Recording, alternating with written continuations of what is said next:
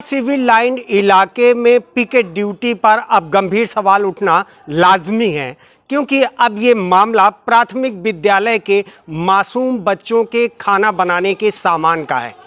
मैं इस वक्त शहर के पॉश इलाके सिविल लाइन पर खड़ा हूं और कैमरा पर्सन के माध्यम से दिखाऊंगा कि ये प्राथमिक विद्यालय बंगाली टोला सिविल लाइन नगर क्षेत्र का ये विद्यालय है और इस विद्यालय में देर शाम इसका ताला तोड़कर मिड डे मील बनाने का सारा सामान चोरी कर लिया गया। उसके अलावा भी और भी कई चीज़ें हैं जिनको यहाँ के चोरों ने निशाना बनाया है। हालांकि बांदा एसपी अभिनंदन की अगर बात करें तो बांदा एसपी अभिनंदन ने दावा किया है कि इस विद्यालय में जो भी सामान गया है 48 घंटे के अंदर बरामद कर लिया जाएगा। सवाल ये उठता है कि आखिर पॉश इलाके में जहाँ DM, commissioner, IG, DIG, SP सारे लोगों के आवास हैं, वहीं इन विद्यालयों के मासूम बच्चों का ये विद्यालय है। मैं एक दो बच्चों से बात करता हूँ।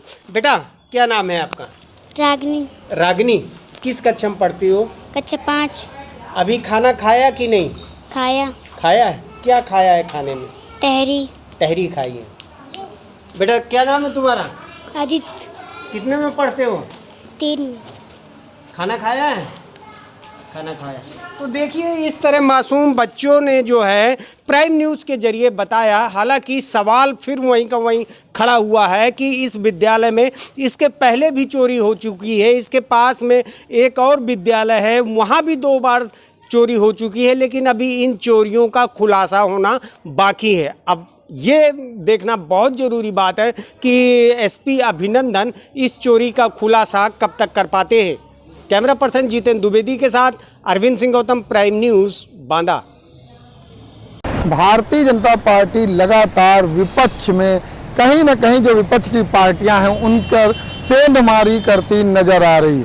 हम बात करें तो चाहे समाजवादी पार्टी हो, चाहे आरएलडी हो या कोई भी अन्य पार्टी हो, सभी पार्टियों की अगर हम बात करें तो सभी पार्टियों से टूटते हुए लोग भारतीय जनता पार्टी के साथ सदस्यता लेते हुए नजर आ रहे हैं। यदि उन लोगों से पूछा जाता है कि आखिर किस कारण से भारतीय जनता पार्टी के खेमे में आए, तो कहीं ना कहीं जवाब कि भारतीय जनता पार्टी के साथ साथ मोदी सरकार की जो योजनाएं हैं उनसे वो कहीं न कहीं प्रभावित हैं। लगातार जो कार्य हो रहे हैं सरकार के, चाहे वो योगी सरकार हो, चाहे मोदी सरकार हो, जो उनके कार्य हैं उन कार्यों को खुश होकर कहीं न कहीं विपक्ष से के खेमे से लोग टूटकर भारतीय जनता पार्टी के साथ आते हुए नजर आ रहे हैं। वहीं अगर बात किया जाए तो समाजवादी पार्टी या अन्य पार्टी, आखिर ऐसा क्या कारण है जो अपने ही लोगों को नहीं संभाल पा रहे हैं? एक के बाद एक व्यक्ति टूटकर भारतीय जनता पार्टी के साथ खड़ा नजर आ रहा है। अगर हम बात करें तो दारा सिंह चौहान ने इस्तीफा देकर भारतीय जनता पार्टी में जिस तरह से ज्वाइनिंग की थी, उसके बाद से अगर हम बात करें तो लगातार दर्जनों ऐसे लोग हैं जो विपक्ष से भारतीय जनता पार्टी के खेमे में आ चुके हैं। अब देखना ये होगा कि भारतीय जनता पार्टी जिस तरीके से अपने दल को बढ़ाता हुआ नजर आ रहा है, एनडीए के द्वारा लगभग इतने ज़्यादा दल होने के बाद आखिर इन लोगों को किस तरीके से वहां पर जगह दी जाएगी। और सबसे बड़ी बात यह है कि 2024 लोकसभा चुनाव में जो लोगों को जोड़ा गया है, इनके किस तरीके के कार्य होंगे, इनकी क्या उपलब्धियां होंगी, क्या योजनाएं होंगी, क्या रणनीति होगी, क्या किस तरीके से लोकसभा 2024 के चुनाव में ये खड़े होकर 80 की जो 80 सीटों को जीतने का दावा किया गया है उसमें इनकी सहभागिता नजर आएगी। अब ये तो आने वाले समय 2024 लोकसभा का चुनाव ही बताएगा कि भारतीय जनता पार्टी की जो रणनीति रही लोगों को अपने साथ लाने की और विपक्ष को कमजोर करने की, उसमें वह कितना खरा उतरता हुआ नजर आया है। वीडियो जर्नलिस्ट विशाल के साथ मैं जय त्रिपाठी, प्राइम न्यूज़, लखनऊ। लोकसभा 2024 के चुनाव से पहले जिस तरह से आपको बताते चले कि 22 और 23 जुलाई को राष्ट्रीय संगठन मंत्री BL संतोष लखनऊ पहुंचे थे और लखनऊ पहुंचने के बाद उन्होंने लोगों से वार्तालाप की, समीक्षा की, बैठकें की और उन दौर में कमियों को देखा कि किस तरीके की कमियां हैं और चुनाव में क्या प्रभावी हो सकता है, उन सब चीज़ों का विशेष ध्यान देते हुए नजर आए। हालांकि जिस तरीके से उनका अनुभव है और उन अनुभवों का पूरा प्रयोग करते हुए उन्होंने कहीं ना कहीं एक टारगेट देते हुए नजर आए। आपको बताते चले कि अगर वोट प्रतिशत की बात करें तो वोट प्रतिशत को लेकर सबसे बड़ा सवाल बनता है कि आखिर जब तक वोटिंग नहीं होगी तो सही तरीके से तो आखिर चुनाव में हार जीत किस तरीके से होगा, ये एक बड़ा सवाल है। आखिर इस चीज़ पे जब समीक्षा किया और उन्होंने देखा कि 10% से भी कम वोटिंग कई जगहों पे पाई गई, ऐसे में उन्होंने एक कैटेगरी तैयार कर दी। कैटेगरी A, B, C और D के रूप में तैयार किया गया। आपको बताते चले कि A कैटेगरी में वो लोगों को डाला गया है कि जहां पर वोटिंग प्रतिशत सबसे अच्छी मानी गई है। और आपको बताते चले कि B और C में वो कैटेगरी है कि जिसमें सामान्य रूप से सामान्य प्रतिशत के हिसाब से मतदान हुआ और D में वो कैटेगरी है कि जिसमें सबसे कम वोटिंग हुई। जिस तरीके से वोटिंग को लेकर कहीं न कहीं चिंता हुई और उसके बाद ये कैटेगरी एक तैयार कर दी गई और उस पर लगातार टारगेट रख दिया गया, इस पर सुधार किया जाए, इस पर काम किया जाए और आने वाले लोकसभा 2024 के चुनाव में जो ये कमियां रह गई हैं इन कमियों पर सुधार लाया जाए। और सबसे बड़ी बात, जिस तरह से जाटव, यादव और जो व्यापारी गण हैं उनको कहीं ना कहीं खुश करने के लिए और उनको समझाने के लिए भारतीय जनता पार्टी पूरी तरह से एकजुट नज़र आ रही है। उनका साफ कहना है कि जिस तरह से व्यापारी भाई हमारे साथ पहले थे और आज भी जुड़े रहें, क्योंकि व्यापारियों का हमारे साथ लगाव सबसे बड़ी चीज़ है। वही अगर हम बात करें तो यादव बाहुल्य क्षेत्र, जिस तरीके से यादव समुदाय को लेकर बात करें तो भारतीय जनता पार्टी के साथ काफ़ी यादव वोट आ चुका है। लेकिन अभी भी अगर हम बात करें तो जिस तरीके से अन्य जाति को लेकर लगातार बात चल रही है, अन्य जातों को साधने का प्रयास चल रहा है, उसमें जाटव और यादव को भी पूरी तरह से खुश करने के लिए लगातार प्रस्तावित किया जा रहा है। सबसे बड़ी बात यह है कि लोकसभा 2024 का चुनाव है और 2024 के चुनाव में जिस तरीके का मास्टर कार्ड BL संतोष ने तैयार किया उस पर कहीं न कहीं सभी को खरा उतरना ही होगा। उसके लिए हर लोगों को रणनीति और मंथन करना होगा। नए सदस्यता के साथ जो लोग जुड़े हैं उन पर भी बड़ी जिम्मेदारियां होंगी कि लोकसभा 2024 में जो मतदान प्रतिशत है इसको बढ़ाएं और साथ ही साथ जो अन्य समुदाय या अन्य जात के लोग हैं उनको भारतीय जनता पार्टी के साथ खड़ा करें, जिससे लोकसभा 2024 के चुनाव में भारतीय जनता पार्टी पूरी बहुमत से विजय प्राप्त करती हुई नजर आए और जो 80 की 80 सीटों को जीतने का दावा है वो कहीं न कहीं पूरा होता अवश्य नजर आए। वीडियो जर्नलिस्ट विशाल के साथ मैं जय त्रिपाठी, प्राइम न्यूज़ लखनऊ। हमीरपुर जनपद के सुमेरपुर थाना क्षेत्र आने वाले बाकी मार्ग में उस समय हड़कंप मच गया जब एक युवक ने फांसी लगाकर आत्महत्या कर ली। युवक ने इंस्टाग्राम में एक स्टेटस लगाया कि जब मरने की इच्छा होती है तो कातिल नहीं मिलता। इसके बाद युवक ने घर में ही फांसी का फंदा लगाकर आत्महत्या कर ली। परिजनों का कहना है कि युवक काफ़ी समय से मानसिक रूप से परेशान था। फिलहाल युवक की मौत से परिजनों में कोहराम मचा हुआ है। पुलिस ने युवक के शव को कब्जे में लेकर पोस्टमार्टम के लिए भेज दिया है और जांच पड़ताल में जुट गई है। लगातार देखा जा रहा है कि सोशल मीडिया में प्यार मोहब्बत होने के बाद युवक आत्महत्या कर रहे हैं। युवा लगातार सोशल मीडिया की वजह से आत्महत्या की घटना का शिकार हो रहे हैं। ऐसा ही शिकार एक युवक हुआ जिसने पहले अपनी भावनाएं इंस्टाग्राम की रील्स पर शेयर किया और लिखा कि जब मरने की इच्छा होती है तो कोई कातिल नहीं मिलता। उसके बाद ही युवक ने घर में फांसी का फंदा बनाकर आत्महत्या कर ली और अपनी जीवन लीला समाप्त कर ली। फिलहाल युवक की मौत से परिजनों में कोहराम मचा हुआ है और पुलिस ने शव को कब्जे में लेकर पोस्टमार्टम के लिए भेज दिया है और जांच पड़ताल में जुटी हुई है। हमीरपुर से इरशाद खान, प्राइम न्यूज़। चलिए आपको जनपद बागपत के लिए चलते हैं, जहां एक किसान द्वारा ब्लैकमेलर से परेशान होकर आत्महत्या का मामला जो है सामने आया है। बात करें मामला बड़ा सनसनीखेज है। किसी महिला द्वारा सोशल मीडिया पर उक्त किसान से दोस्ती की गई, उसके बाद में उनकी मुलाकातें बढ़ती गई, उनकी मुलाकातें हुई तो उसके एक अन्य साथी ने किसान और महिला का अश्लील जो है वीडियो बना लिया, वीडियो क्लिप बना ली, जिस चीज़ से चलते उन्होंने उस किसान को ब्लैकमेल जो करना शुरू कर दिया। बता दें जनपद बागपत में ऐसे अनेक गिरोह जो ठग गिरोह सक्रिय हैं, जो हनी ट्रैप में फंसाकर लोगों को ब्लैकमेल करते हैं, उनसे जो है पैसे की वसूली करते हैं, अवैध वसूली करते हैं। ऐसा ही मामला ये जनपद बागपत के किसान का सतबीर सिंह, जिसका नाम बताया जा रहा है, वो जनपद बागपत के दोगट थाना क्षेत्र का किसी ग्राम का निवासी था। तो उक्त ठगों द्वारा, ब्लैकमेलरों द्वारा 3-4 लाख रुपए उससे बार बार जो वसूले गए और उसको बार बार जो नहीं देने की स्थिति में उसका जो अश्लील वीडियो क्लिप था उसको दिखाकर सामूहिक जो है सामाजिक मानमर्दन करने का धमकी दी गई है, जिसके चलते उक्त किसान ने फांसी का फंदा लगाकर अपनी जीवन लीला समाप्त कर दी।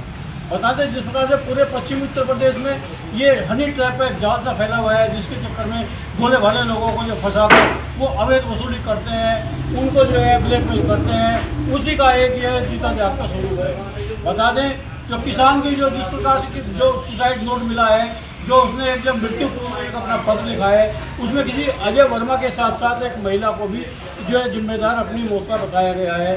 बता दें जो पैसा गया था, कुछ पैसा नकद भी दिया है, कुछ जो है उनके जरिए अकाउंट के जरिए उनके खाते में उन्हें पैसा भी दिया गया है। तो इस तमाम सारी चीज़ के चलते एक बड़ा सवाल प्रश्न पैदा होता है कि जनपद बागपत में क्या पूरे पश्चिमी उत्तर प्रदेश जिस प्रकार से ऐसा जो है गिरोह सक्रिय है, ठग गिरोह सक्रिय है, जो लोगों को हनी ट्रैप में फंसाकर जो है उनसे अवैध वसूली करता है, उनसे जो है उनको परेशान करता है। कहीं ना कहीं ये मामला जनपद बागपत प्रशासन के लिए एक बहुत बड़ा चुनौतीपूर्ण मामला है। जिस प्रकार से ये मामला है, किसान द्वारा आत्महत्या की गई है, उससे अवैध वसूली की गई थी, उसके पश्चात भी उससे बड़ी जो है डिमांड, बड़ी धनराशि की डिमांड की गई, जिसको पूरा कर पाने में वो असमर्थ था, जिसके चलते उक्त किसान को अपनी जीवन लीला समाप्त करनी पड़ी। इन तमाम सवालों के साथ, तमाम जानकारी के साथ कैमरामैन अभिपाल धामा के साथ मैं सुनील अग्रवाल, प्राइम न्यूज़ बागपत। संदिग्ध परिस्थितियों में पेड़ से लटकता मिला युवक का शव, ग्रामीणों में मचा हड़कंप। मामला रायबरेली जिले का है। रायबरेली जिले के शिवगढ़ थाना क्षेत्र के चितई खेड़ा गांव में आज उस वक्त कोहराम मच गया जब गांव के बाहर ही एक पीपल के पेड़ से एक युवक का शव लटकता हुआ मिला। जैसे ही युवक का शव मिला, गाँव में कोहराम मच गया। तत्काल ग्रामीणों ने मामले की सूचना पुलिस को दी। सूचना पाकर मौके पर पहुंची शिवगढ़ पुलिस ने शव को कब्जे में लेकर जाँच पड़ताल शुरू कर दी है। वहीं जब इस मामले पर कोतवाली प्रभारी से बात की गई तो उन्होंने बताया कि मृतक युवक का नाम लवकुश है और वो चितई खेड़ा गांव के रहने वाले फूलचंद का बेटा है। परिजनों के द्वारा जब पूछताछ की गई है तो उन्होंने बताया है कि लवकुश कल देर शाम अपने घर से निकला था और ये बता के गया था कि वो कुछ काम से बाहर जा रहा है, लेकिन देर रात तक जब वो नहीं लौटा तब परिवार के लोगों ने काफ़ी खोजबीन की, लेकिन लवकुश का कहीं कोई सुराग नहीं लगा था। उसके बाद जब आज ग्रामीण खेत की तरफ आए तब पीपल के पेड़ से युवक का शव लटकता हुआ पाया गया। तत्काल मामले की सूचना पुलिस को दी गई है। यही नहीं, शव को देख के परिवार में भी कोहराम मचा हुआ है। बताया जा रहा है कि लवकुश जिस बाइक से गया हुआ था वो बाइक घटना स्थल से 50 मीटर की दूरी पर पड़ी हुई है। फिलहाल पुलिस ने शव को कब्जे में लेकर पोस्टमार्टम के लिए भेज दिया है। वहीं पुलिस का कहना है कि मेडिकल रिपोर्ट आने के आधार पर विधिक कार्रवाई की जाएगी। Mehtab Ahmad, prime news, Raebareli. Nishad party के अध्यक्ष डॉक्टर संजय निषाद निषादों के मसीहा कहे जाते हैं। जिस तरह से आज पूर्व सांसद फूलन देवी का पुण्यतिथि है, उनकी पुण्यतिथि पे डॉक्टर संजय निषाद ने प्रधानमंत्री, गृह मंत्री और मुख्यमंत्री को एक पत्र लिखा, जिस पत्र में साफ तौर पे लिखा गया है कि फूलन देवी की मौत का सीबीआई जांच होना चाहिए। साथ ही साथ जिस तरह से एक सांसद की मां को जो सम्मान मिलता है वो फूलन देवी की मां को मिलना चाहिए। साथ ही ये भी उस पत्र में लिखा गया है कि फूलन देवी के गांव को एक आदर्श गांव में विकसित किया जाए। अब अगर बात की जाए निषाद समुदाय की, तो जिस तरह से बीते दिन 24 जुलाई को गोरखपुर में जयप्रकाश निषाद ने निषाद समुदाय का एक महाकुंभ सम्मेलन किया। उस महाकुंभ सम्मेलन में कई निषाद समुदाय के लोग आए हुए थे, कई हजारों लोगों की संख्या थी उस निषाद समुदाय सम्मेलन में। अब इस बात से ये उम्मीद लगाई जा रही है कि जिस तरह से डॉक्टर संजय निषाद निषादों के मसीहा कहे जाते हैं, क्या निषाद समुदाय उनसे दूरी बना रही है? जयप्रकाश निषाद की यदि बात की जाए डॉक्टर संजय निषाद से, तो डॉक्टर संजय निषाद का साफ तौर पर यह कहना है कि हम पैसे दे के भीड़ नहीं इकट्ठा करते हैं और हमने जो निषाद समुदाय के लिए जो कार्य किया है वो दिख रहा है। कैमरा पर्सन दीपक के साथ अनन्या मिश्रा, प्राइम न्यूज़, लखनऊ। उत्तर प्रदेश में 2024 लोकसभा की सियासत गर्मा चुकी है।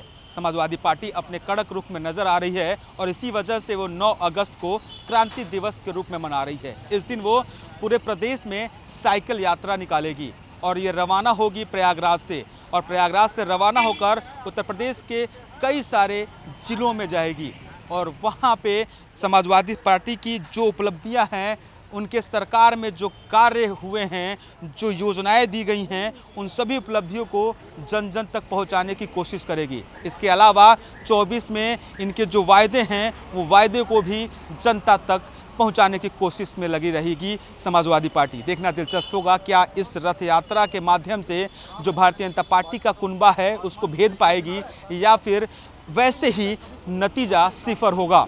अब तो ये 9 अगस्त को साइकिल यात्रा निकलने के बाद 2024 के लोकसभा चुनाव में ही स्पष्ट हो पाएगा। कैमरामैन दीपक के साथ Nandan Srivastava, Prime News, Lucknow. UP के शाहजहांपुर में आज सुबह रोडवेज स्टैंड पर रोडवेज बस में उसके चालक का शव लटकता हुआ मिलने से हड़कंप मच गया है। तो वहीं इसकी सूचना तत्काल ही रोडवेज के ARM को दी गई। ARM को सूचना देने के बाद उन्होंने ये सूचना शाहजहांपुर पुलिस को दी गई। पुलिस के पहुंचने के बाद रोडवेज बस के अंदर लटके शव के चालक को उतारा गया। वहीं चालक अंकित के परिजनों को भी इसकी सूचना दी गई। इसके बाद पुलिस ने पंचनामा भर शव को पोस्टमार्टम के लिए भेज दिया है। तो वहीं रोडवेज बस के अंदर शव जिस पोजीशन पर लटका था उसमें अभी मामला संदिग्ध है, लेकिन परिजन भी किसी से रंजिश होने का इनकार कर रहे हैं। बहरहाल ये मामला हत्या का है या आत्महत्या का है, ये बात पोस्टमार्टम रिपोर्ट आने के बाद ही साफ हो पाएगी। वहीं शाहजहांपुर के रोडवेज ARM का कहना है कि शाहजहांपुर में जो रोडवेज से अनुबंधित करीब 80 से ज़्यादा बसें हैं, नियमानुसार वह रोडवेज परिसर में आधा घंटा से ज़्यादा नहीं खड़ी होनी चाहिए, लेकिन राजनीतिक दबाव और तमाम दबाव के चलते उन्होंने कई बार प्रयास किए, लेकिन ये बसें करीब रात होने के बाद यहाँ रोडवेज परिसर में खड़ी कर दी जा रही है। बताया स्थानीय लोगों द्वारा ये भी बताया गया है कि इस रोडवेज बसों के अंदर रात में जुआ और शराब का भी प्रचलन जारी रहता है। बहरहाल पुलिस इस मामले में तमाम बिंदुओं पर जांच कर रही है और असल कार्रवाई पोस्टमार्टम रिपोर्ट के आने के बाद होगी। शाहजहांपुर से प्राइम न्यूज़ के लिए कमल।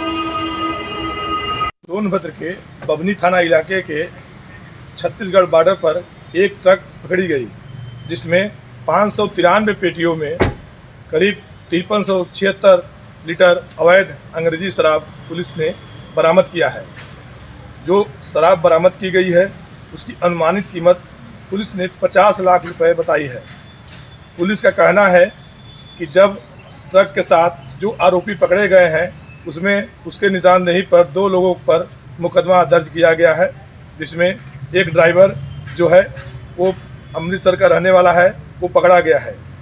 उस पूछताछ में ट्रक ड्राइवर ने बताया कि अमृतसर से शराब लेकर झारखंड पहुंचाने की जिम्मेदारी सौंपी गई थी, जिसमें एक आदमी ने मुझे दिल्ली में झारखंड बॉर्डर पर पहुंचाने के लिए 50,000 में तय किया था, जिसको हम लेकर आज जा रहे थे कि मुखबिर के सूचना पर पकड़े गए। पुलिस का कहना है कि फर्जी दस्तावेज तैयार करके इस तरह का कार्यों का अंजाम दिया जा रहा है। चूँकि झारखंड और बिहार में अंग्रेजी शराब या किसी भी तरह का शराब को प्रतिबंधित किया गया है, इसलिए अधिक मुनाफा कमाने के लिए made in Punjab, made in Haryana और इस तरह के शराब जो है अक्सर सोनभद्र के रास्ते को इस्तेमाल करते हैं। यह अपने आप में एक बड़ा सवाल है कि जब इस तरह का कई बार मामला पकड़ में आया है, फिर पुलिस असली गुनहगार तक क्यों नहीं पहुंच पा रही है। Manoj Kumar, prime news, Sonbhadra. के थाना कोतवाली देहात सादीपुर में बीते रात्रि में कुशल पाल ने अपनी पत्नी को मौत के घाट तब उतार दिया जब उसको शराब पी करके झगड़ा करता रहा। आधी रात के समय में उसने मौका देख करके अपनी पत्नी की गला घोंटकर हत्या कर दी, जिसमें मौके पर पहुंची पुलिस ने उसको गिरफ्तार भी कर लिया। बताया जाता है, गांव वालों ने बताया कि ये अक्सर रोज़ की लत पड़ी हुई थी कि नशे का आदी बन चुका था। मगर कुशलपाल का कहना है कि आदी तब बना जब वो अपनी पत्नी पर इतना शक करने लगा, तब शक करने के बाबत उसको मौत के घाट उतार दिया। मैं बीके राय, बिजनौर, प्राइम न्यूज़। दिल्ली से हरिद्वार के लिए निकले एक 22 वर्षीय युवक को एक अज्ञात वाहन ने अपनी चपेट में ले लिया। युवक की मौके पर ही दर्दनाक मौत हो गई। हालांकि पुलिस ने छानबीन करते हुए मोबाइल और ज़रूरी कागजात के आधार पर उसकी शनाख्त की है, तो पता चला कि बागपत निवासी 22 वर्षीय गौरव जो दिल्ली से हरिद्वार के लिए निकला था, एक अज्ञात वाहन की चपेट में आ गया, जिससे उसकी मौके पर ही मौत हो गई। युवक का ये हादसा सरदना के कांवड़ मार्ग पर हुआ, जहां पर अक्सर हादसे होते रहते हैं, लेकिन अभी तक भी ट्रैफिक पुलिस ने इस ओर कोई संज्ञान नहीं लिया है। लगातार हादसों को देखते हुए फिर से एक वहाँ पर अभियान चलाया गया है और गति निर्धारित की गई है, लेकिन युवक तो मौत के घाट पहुँच ही गया। परिवार में कोहराम मच गया है उसकी सूचना मिलते ही। अपने सहयोगी आसिफ के साथ राशिद खान, प्राइम न्यूज़ के लिए, मेरठ से। संदिग्ध परिस्थिति में युवक की मौत का मामला सामने आया है। युवक की मौत से अचानक क्षेत्र में अफरा तफरी मच गई है। पूरा मामला अमरोहा जनपद के एक मोहल्ले का है, जहां पर एक युवक की आज संदिग्ध परिस्थिति में मौत हो गई है। आपको बता चले, पूरा मामला अमरोहा के एक मोहल्ले का है, जहां पर एक युवक की डेड बॉडी आज उसके घर के बाहर पड़ी मिली। वहीं उसके परिजनों का कहना है कि यह पूरा मामला ससुराल पक्ष का है। ससुराल से इसकी नहीं बन रही थी और इसकी पत्नी से भी अनबन इसकी काफ़ी दिनों से चल रही थी, जिसके लिए ये दर बदर भटकता फिर रहा था, जिसके चलते वहीं जो प्रशासनिक अधिकारी हैं उन्होंने बताया है, जानकारी देते हुए जो क्षेत्र अधिकारी हैं उन्होंने अब जो अवगत कराया है कि जो मामला है वो पेचीदा है, क्योंकि इसकी काफ़ी दिनों से इसकी पत्नी की नहीं बन रही थी, जिसके लिए ये काफ़ी परेशान था। और मामला अभी इसके जो परिजन हैं वो ससुराल पक्ष पर इसको मारे जाने का आरोप लगा रहे हैं। अभी इसकी जांच चल रही है, पूरी जांच कर जो है कार्रवाई की जाएगी। प्राइम न्यूज़, संजय कुमार, अमरोहा जनपद में दिल को दहलाने वाला मामला सामने आया है। जी हाँ, हम बात कर रहे हैं अमरोहा जनपद की, जहां एक गांव सफदलपुर में और सफदलपुर की मढ़इयों में 2 गांव थे, जिसमें चोरों ने एक ही रात में 2 गांवों में 4 घरों में घुसकर महिलाओं के कान काटकर कुंडल लूटे हैं। पूरा मामला अमरोहा जनपद के नगली थाना क्षेत्र का है, जहां पर एक घर में सभासद की पत्नी और उसकी मां सो रही थी। उसकी पत्नी और उसकी भाभी बाहर बरामदे में सो रही थी। जैसे ही